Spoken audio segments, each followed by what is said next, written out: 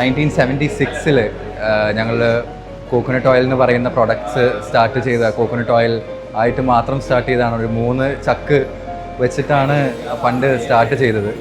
അത് കഴിഞ്ഞ് 1996 ആയപ്പോഴേക്കും നമ്മൾ എക്സ്പെലർ മിഷൻസ് എല്ലാം മോഡിഫൈ ചെയ്തു. അങ്ങനെ കുറേ ഡൗൺ ദ ലൈൻ നമ്മൾ മനസ്സിലാക്കി നമുക്ക് കൂടുതൽ പ്രൊഡക്ട്സ് ചെയ്യണം. അങ്ങനെ കൂടുതൽ പ്രൊഡക്ട്സിലോട്ടൊക്കെ വന്നു. ആദ്യം സ്റ്റാർട്ട് ചെയ്തത് വെർജിൻ കോക്കനട്ട് ഓയിലാണ്. അത് കഴിഞ്ഞ് കോൾഡ് പ്രസ്ഡ്, അത് കഴിഞ്ഞ് സൂപ്പർ ഫൈൻ കോക്കനട്ട് പൗഡർ, ഇപ്പോൾ ഡെസിക്കേറ്റഡ് കോക്കനട്ട് പൗഡർ.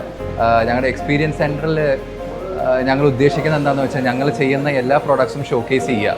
നമ്മുടെ സൂപ്പർ ഫൈൻ കോക്കനട്ട് പൗഡർ അതുപോലെ കോക്കനട്ട് ഓയിൽസിനെല്ലാം ഒരു പ്രത്യേകത ഉള്ളത് എന്താണെന്ന് വെച്ച് കഴിഞ്ഞാൽ എല്ലാം സിംഗിൾ ഇൻഗ്രീഡിയൻറ്റ് പ്രോഡക്ട്സാണ്.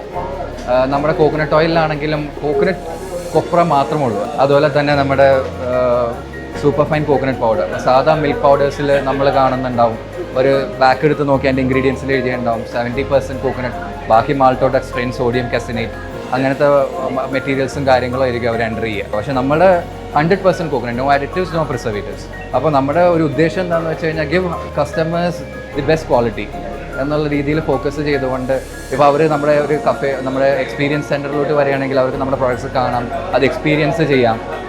ഈ പ്രോഡക്ട്സ് വെച്ചുണ്ടാക്കിയ bakery items, for example brownies, cookies എല്ലാം അവർക്ക് ടേസ്റ്റ് ചെയ്യാം വിത്തൗട്ട് എനി ഗിൽറ്റ്. അതുപോലെ നമ്മൾ ബാക്കിയുള്ള ഡെസിക്കേറ്റഡ് പൗഡേഴ്സും എല്ലാം നമ്മുടെ ഈ എക്സ്പീരിയൻസ് സെൻറ്ററിലുള്ള ഒരു 75% പ്രോഡക്ട്സും നമ്മുടെ ഓൺ ഫാക്ടറിയിൽ മാനുഫാക്ചർ ചെയ്തതാണ്.